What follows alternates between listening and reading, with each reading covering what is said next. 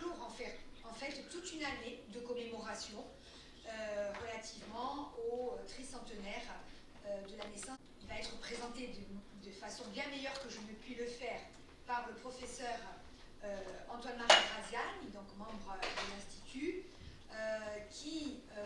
Pasquale Paoli, qui est en fait notre personnage historique présent dans notre imaginaire, dans nos cœurs aussi, qui a permis à la Corse d'être indépendante. Alors nous avons débuté ce cycle de commémoration dans son village avec Madame la conseillère exécutive, dans son village, d'accord, il était enterré à Westminster. Donc c'est quelqu'un qui compte énormément. En général, la Corse est associée à Napoléon. Mais pour nous, celui qui est important, celui qui a permis à la Corse toute une période de préciser, qui est présente également la vice-présidente de l'Assemblée Adi Adwentu, l'Assemblée des jeunes. Donc nous avons une assemblée avec une vice-présidente fortement active. Alors la présidente, ça va vous faire rire, c'est moi. Voilà.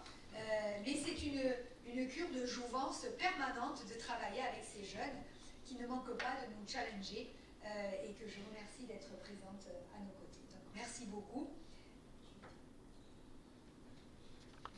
Parce que partout, on va vous parler de Napoléon.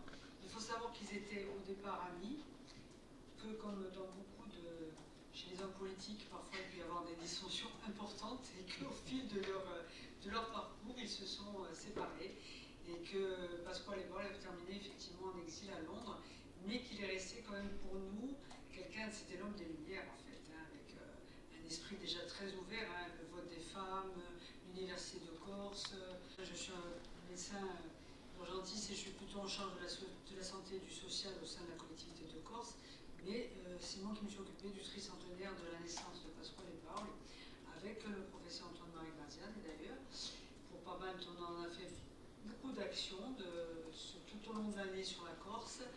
Et avoir différentes façons d'envisager un personnage, et ça va un petit peu vous surprendre tout à l'heure.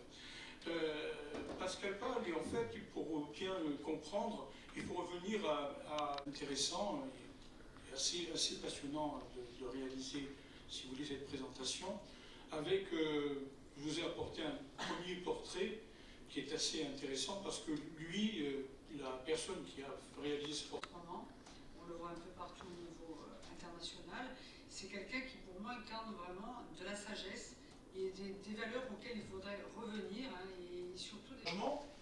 L'Italie espagnole disparaît et cette Italie espagnole va muter avec différentes puissances qui vont apparaître c'est le principe du parapluie. C'est le parapluie espagnol qui est au-dessus de la tête des Génois et qui intervient lorsque Gênes a des problèmes. Un exemple, c'est 1625-1672, les guerres de Gênes avec la Savoie.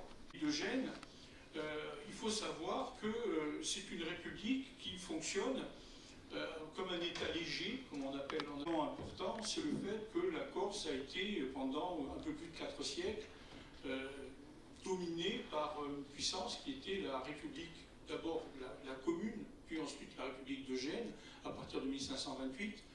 Et cette représentation-là est une représentation qu'on rencontre absolument partout.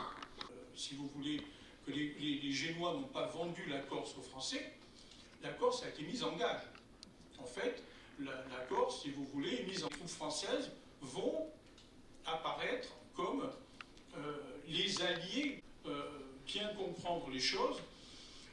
Lorsque on parle des troupes françaises, les troupes françaises s'installent véritablement en Corse en 1764, bien avant 1768-69, c'est-à-dire la guerre qui vont déclencher contre récupérer la Corse financièrement, puisque vous êtes au plus bas d'un point de vue financier, parce que la France de 1789, c'est véritablement un État qui est en faillite. Donc voilà, si vous voulez, la première année au cours du XVIIe siècle, pour toutes sortes de raisons, notamment des raisons juridiques et des raisons judiciaires, tout simplement parce que Gênes sous-administre la Corse, terriblement. Et en fait, il n'y a pas de justice dans l'île, et c'est quelque chose qui a se montrer. On est début du XVIIIe siècle, ils armaient les Corses parce qu'il y a la vendetta. Alors la vendetta, effectivement, la vendetta existe en Corse, mais elle n'existe pas au niveau où les Génois la placent, du tout, de manière